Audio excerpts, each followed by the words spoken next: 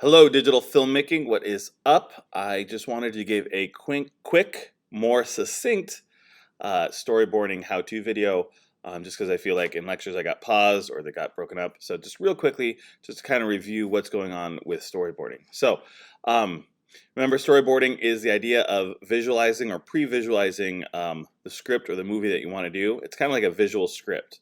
Um, Pretty much every film storyboards. I can't think of one that didn't have a storyboard, but I'm sure there's like maybe 1 in 100 don't have a storyboard, but almost every single film, regardless of production level, storyboards to some degree. So it's something we should definitely practice, and it's a great fit to start with our silent short.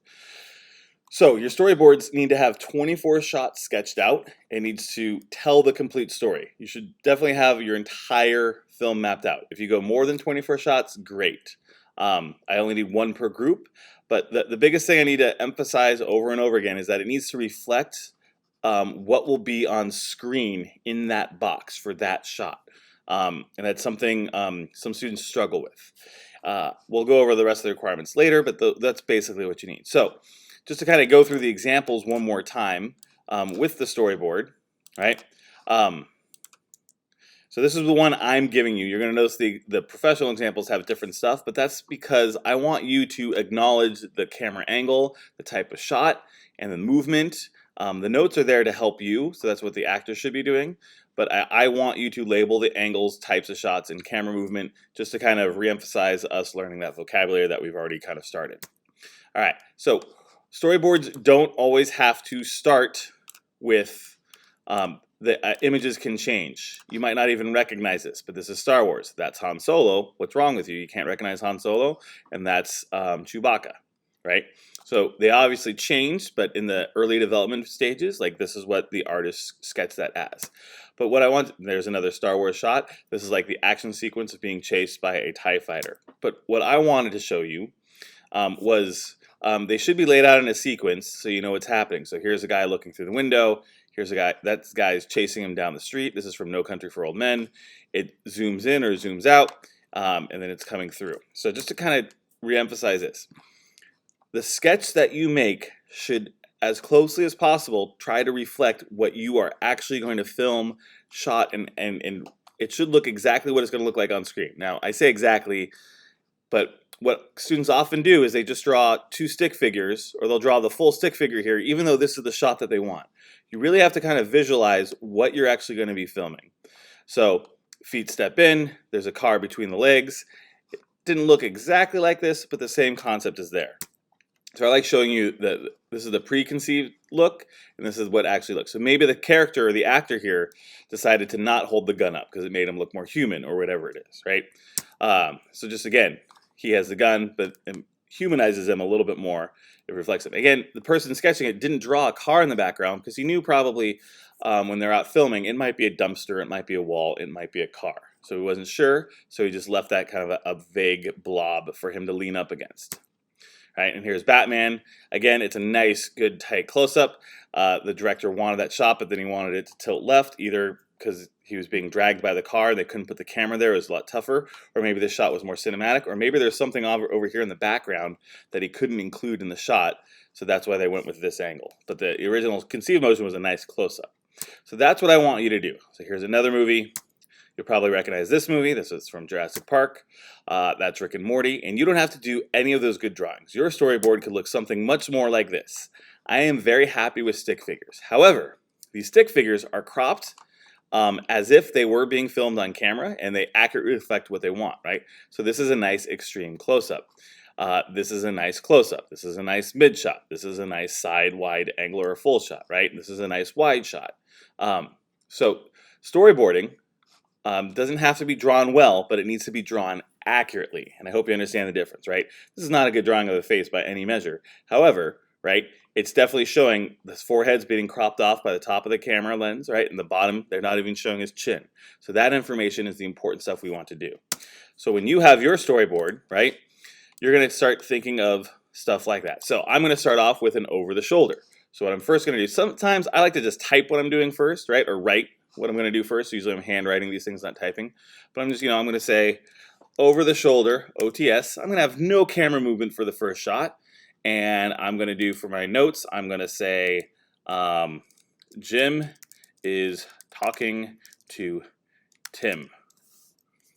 I'll just do Tim, right? And now, going to my drawing, I'm just going to draw it over the shoulder. And it can be as simple as this, right? So this is the back of Tim's head. And if I need to emphasize that, it's like, maybe I'll draw the ear. That's a horrible ear. And then just draw some hair. This is not the best drawing by any means. That's his neck. That's his body. Boom. And then this is Jim. Right? So it's going to be a little mid-close here over the shoulder of them talking. And then he's going to be like, hey, da-da-da-da-da. That's his hand.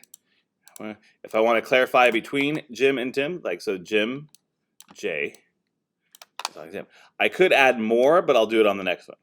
So now, for my angle, if I have no camera movement, I can just leave it blank. I don't have to write none, right? So now for my next one, Tim, there's a big reveal going on. Jim is telling something very important to Tim. So for my angle and type for the next shot, I'm going to say, it's going to eventually be an extreme close-up, XCU, maybe even I'll say on Tim. Oops, right? And for camera movement, I could say something more like zoom from mid, full, whatever, mid shot, right, to the extreme close-up on Tim. Right, so I'm going to show you how to draw a zoom or a camera movement as well. And then for notes, maybe I'm going to say something like, oops, am I on T? For notes, I'm going to say something like, Jim dropped some, and then I'll leave it, big news. I'll make it all capital, right? Tim is shocked. We don't know what the news is yet, right? I'm just drawing it. So what I'm going to do now is I'm going to, I'm going to draw the mid shot first because I'm zooming from mid to extreme close-up. So I'm going to draw a mid shot of Tim. So I'm going to go, I'll keep following my rule of thirds here, right? So notice I'm keeping in mind everything else we learned. Rule of thirds, maybe I'll do a symmetrical shot for the next one, right? And so this is Tim, and maybe I'll put a T, right? And he's going to be like, maybe he'll do the Home Alone thing with the hands on his face. And again, is this the best drawing? No. And Tim is obviously shocked. Oh! And as he's getting the news, I'm going to zoom in. I have the luxury of having like multiple colors here. So what I'm going to do to draw, to reflect the idea of that it's going to be a zoom in, is I'm going to draw another dash line. So extreme close up, I'm going to really got to make it really tight on his face, right here. And I'm just going to make a dashed box. And even my box isn't straight, but we're getting the idea that, and maybe I want to erase that and make it a little bit closer. So use my eraser, something right about there. I just erased his chin, but we get the idea. And then I'm going to draw big arrows. Zoom, zoom, zoom, zoom, zoom, zoom. And these arrows reflect that I'm going from this mid shot or this wide shot, zooming way into his face to kind of emphasize the rush that Tim is getting from this exciting news, right? And then I'm just going to keep going. I'm going to always be writing my information here. So notes is what the actors are doing. The camera movement, you're going to have zooms, you're going to have pans, dollies, trucks, whatever's going to be going on. And then the base, the main one. If you have like a pan that goes from a wide to a close-up, write the one that's the most important, right? The most important thing right here is the extreme close-up. So the notes help tell me or tell whoever's filming what's going on. And the camera movements and angle types help the director or the camera person line up their shots just well. And remember, always follow your rule of thirds and compose these as we're going to be seeing them on screen. Eventually your storyboard will go on like that, right? So this is an extreme close-up. This is a zoom out. He's on the floor. This is a low angle. He's about to punch. And notice I'm still following the rule of thirds. I have this line. His eyes are on the top third line. And this is a pan. And so notice I'm drawing the frames around there. Okay. Well, thank you very much for listening. That was my quick version of how to storyboard. Thank you.